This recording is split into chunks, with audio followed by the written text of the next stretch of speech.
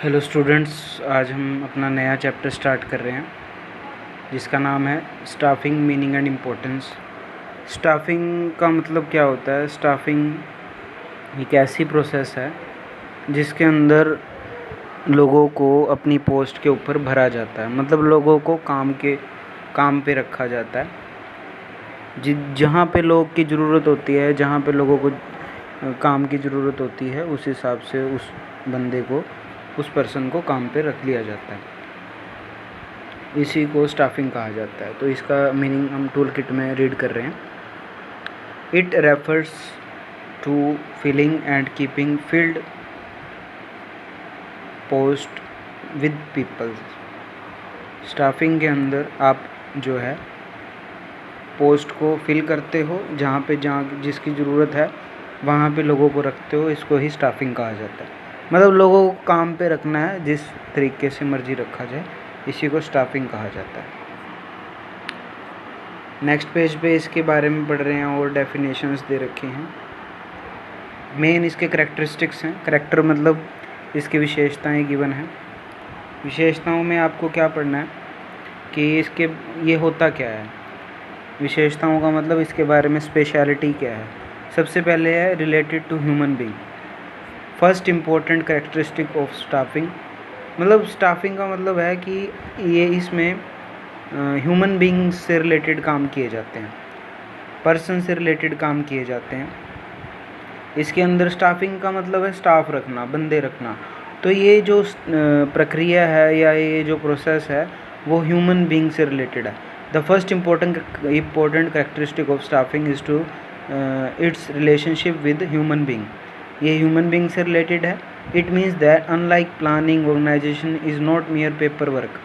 देखो, प्लानिंग करना भी एक पेपर का काम करना है, लेकिन स्टाफिंग ह्यूमन से रिलेटेड होती है। सेकंड है सेपरेट मैनेजरियल फंक्शन।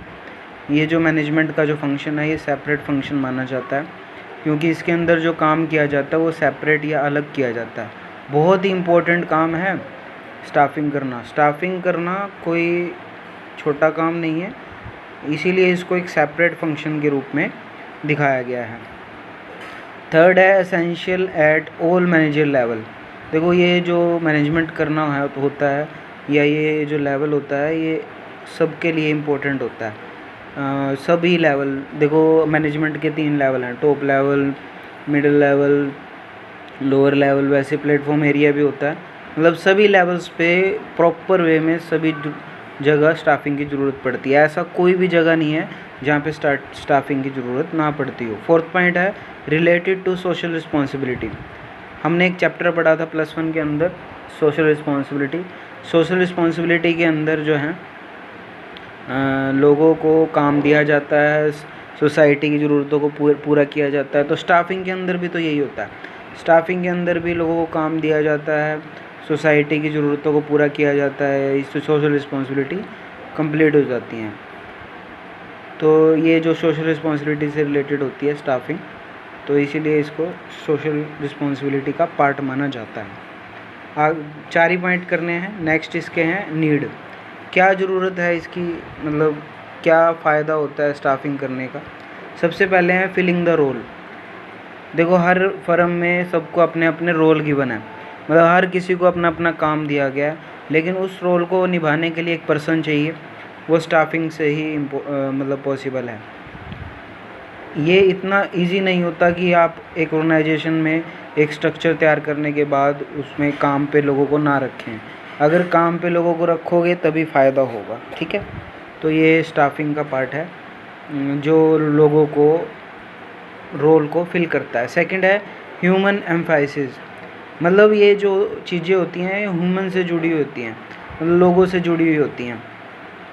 देखो, मैन पावर जो है, मैं इसको रीड करके देख देता हूँ आपको। Man power is an important asset of organisation.